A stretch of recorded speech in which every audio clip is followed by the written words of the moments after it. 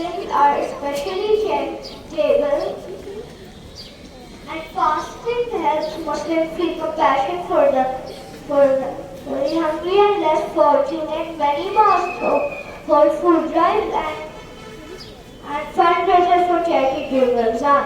Fasting helps Muslims feel close to God and reminds them to be grateful for what they have. At the end of each day, they break their fast with a meal called Iftari. My name is Zanera Ahad and I study class 4D. Today I am going to recite two special du'as of Ramadan because Ramadan is near and we all have to learn du'as for sahoor and Iftar to fast. Sahoor du'a.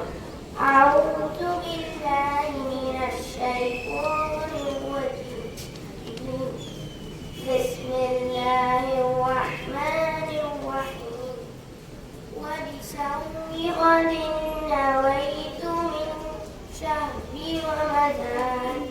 Translation: I intend to keep the fast for tomorrow in the month of Ramadan. Iftar du'a.